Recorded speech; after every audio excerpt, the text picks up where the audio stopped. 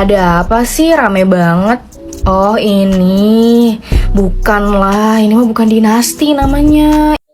Ya kan saya kan tahu diri. Mana nih netizen yang suka bilang dinasti politik, no lihat. Ini bukan negara milik keluarga tertentu. Oke, kita review ya, pelan-pelan ya. Ayo, mau review masalah itu. Review pelan-pelan barengan ayo. Baik, hai, assalamualaikum warahmatullahi wabarakatuh. Apa kabar teman-teman sekalian? Saya harapkan teman-teman semua baik-baik saja ya. Semoga hari ini jauh lebih baik daripada hari sebelumnya teman-teman ya. Ya, di video kali ini kita akan mereaction sebuah video yang seliwer ya teman-teman ya. Ini tentang dinasti politik ya. Tentunya ini dari PDI Perjuangan yang kemarin-kemarin berkoar-koar kalau keluarga Bapak Joko Widodo itu adalah menganut sistem dinasti politik ya. Sekarang kita lihat yang terjadi di lapangan. Sebenarnya ini adalah demi royal family katanya. Kita simak videonya guys. Mana nih netizen yang suka bilang dinasti politik, no lihat ada Romi Soekarno yang langsung dilantik jadi anggota DPRD. Dan itu ditunjuk langsung sama Ibu Megawati Soekarno Putri. Itu dinasti politik beneran netizen. Kenapa diam baik, melek mata kalian? Coba kalau giliran Bapak Jokowi itu terjadi pada keluarga Bapak Jokowi, itu udah di demo 7 hari 7 malam tuh. Dinasti politik. Dewan Perwakilan Rakyat siapa yang diwakilin? Orang itu nggak dipilih sama rakyat kok, dipilih langsung sama antenya. Ini bukan negara milik keluarga tertentu.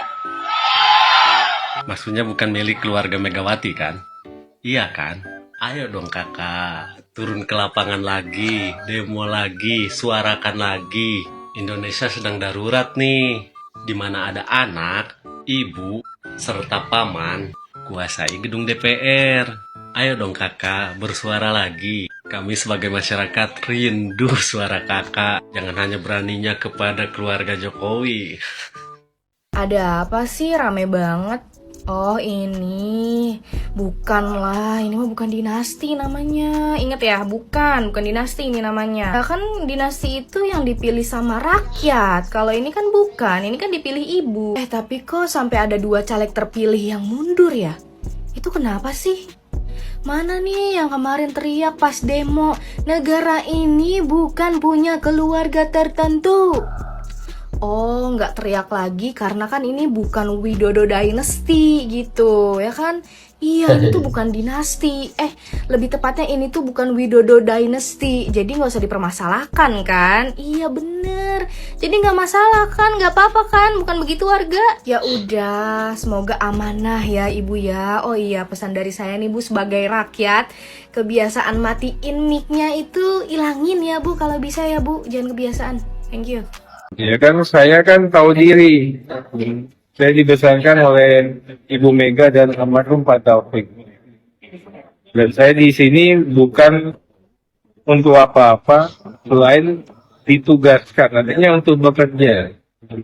Mega itu kan manajer, dia tahu mana yang pas dan mana yang kurang pas. Ya mungkin saat ini ya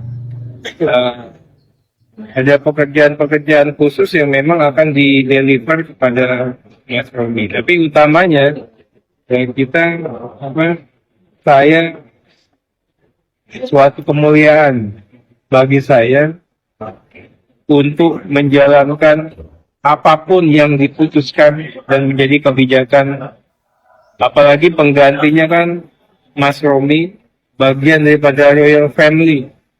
Saya di sini Royal Family ya, sebagai petugas partai. Saya di sini bekerja untuk melayani Ibu Ketua Umum dan keluarga besarnya. Jadi bagi saya itu nggak masalah. Di sini kan bukannya untuk apa-apa. Di sini sebentar, ini kan Dewan Perwakilan Rakyat ya guys. Jadi dewan-dewan ini kan dipilih langsung oleh rakyat dong. Masa ini dipilih langsung oleh ketua partai gitu kan? Itu yang jadi masalahnya. kerja loh. Kalau teman-teman lihat kan, saya itu kerja dari pagi sampai malam di DPR, ngumpulin bahannya yang bagi agak lain ya Megawati guys. Kami juga untuk bisa beristirahat. Selama 10 tahun ini saya nggak bisa, cuma 1 minggu pun saya didamping. Orang rumah juga asing bagi saya nggak bisa mengenali keluarga kami dengan begitu dalamnya lagi. Jadi ini mungkin suatu hikmah. Ya. Dan saya katakan mudah-mudahan ya Mas Romi bisa melanjutkan ini dengan baik. Saya nitip daerah pemilihan Tulungagung, apalagi Kabupaten Blitar, Bumi Bung Karno, ya mungkin mudah-mudahan ya akan lebih pas apabila dilanjutkan oleh Mas Romi. Berarti emang pas tahu Mas Romi yang maju yang menggantikan itu secara sukarela mundur gitu tanpa ada paksaan ya. Nggak ada, Mbak bisa tahu siapa yang bisa maksa saya kan? Nggak ada itu. Ya. Apalagi kalau dipaksa akan saya lawan. Gue diserang buzzer gara-gara nggak mengomentari soal Cucu Soekarno jadi anggota DPR RI. Oke, kita review ya pelan-pelan ya. Ayo, mau review masalah itu. Review pelan-pelan barengan, ayo. Pertama, PDIP ini negara atau partai? Gini deh, kalau anak abah udah kelewat pintar. Namanya aja sudah PDIP, Partai Dinasti Indonesia Perjuangan. Salah, Partai Demokrasi Indonesia Perjuangan. Ya jelas partai lah. Partai. Kalian anggota partai bukan? Bukan. Saya yang lihat VT kamu ini memang bukan anggota partai, tapi ada juga yang lihat VT kamu adalah anggota partai. Terus gimana itu? Jadi hak kita membicarakan internal partai apa? Nggak ada. Hei anak abah, kalau mau ngomong tuh dipikir dulu kenapa? Siapa sih yang ngomongin internal partainya PDIP? Kagak ada, nggak penting juga diomongin. Yang kita omongin adalah, nih dengerin nih anak abah ya, kita ngomongin keponakannya Bu Ketum, malah kursi DPR punyanya kader, paham nggak? Oke, kita fair, ini dinasti apa bukan? Ya bisa dibilang dinasti. Ya ini bukan cuma bisa dibilang lagi, tapi ini udah nyata-nyata dinasti anak abah. Kalau nggak ada tante, mana bisa langsung geser-geserin orang untuk mengalah kursi DPR kalau udah kalah. Tapi apakah itu bisa kita kritisi? Ya enggak, kita bukan anggota partai. Aduh anak abah, yang kita sedang bicarakan itu adalah kursi anggota DPR yang diserahkan begitu saja oleh kader partai yang menang pileg dengan dalih melayani Royal Family. Dan asal kamu pahami bahwa DPR itu adalah lembaga legislatif negara, gitu loh ya. Apakah itu salah? Tidak, selama itu diizinkan oleh ADART-nya, oleh Kongresnya. Ya anak abah, kalau ini bicara tentang kedudukan salah seorang di partai, di internal partai, kita mah gak peduli. Mau dia tuh contoh kayak Putri Mahkota, mau jadi ketua DPP, kayak mau jadi apa, kayak kita gak ada yang peduli. Itu kalau urusannya internal partai. Tapi kita bicara tentang kursi anggota DPR yang merupakan badan legislatif negara. Lu pernah gak sih belajar trias politika? Jadi ngerti ya konteksnya ya. Oh iya, kalau gue sih paham konsepnya. Tapi gue gak yakin kalau lu paham konsepnya. Beda dengan Mulyono. Mulyono ini yang dimainin negara, konstitusinya, aturan-aturannya. Proses-prosesnya kita lihatlah semua kemarin.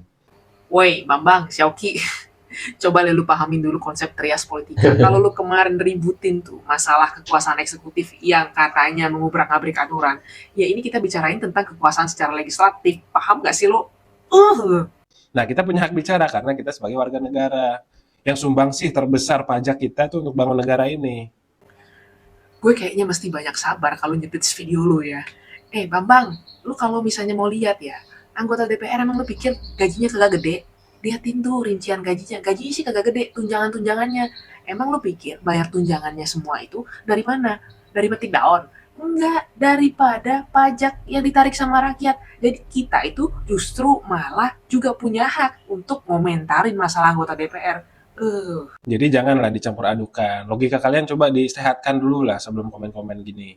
Hei, Xiaoki, Wow. kita tuh bukan mencampur adukan, tapi kita tuh mau segalanya jadi adil. Kalau kamu kemarin bahasin katanya ada dinasti politik di bagian yudikatif dan eksekutif, sekarang kita ngomongin bagian legislatifnya.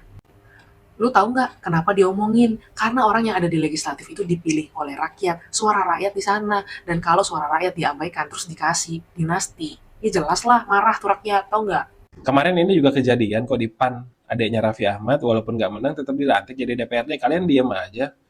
Beda kasus Kadrun, kalau yang itu yang menang mundur tanpa ada campur tangan yang dilantik ya kan. Kalau yang ini Kadrun, yang menang diajak bicara katanya hati-hati sama dinasti, sama Royal Family. Kalau gue kutip tuh katanya pada di Sitorus. Jadi biasakan melihat satu kasus itu jangan berdasarkan iri dan dengki.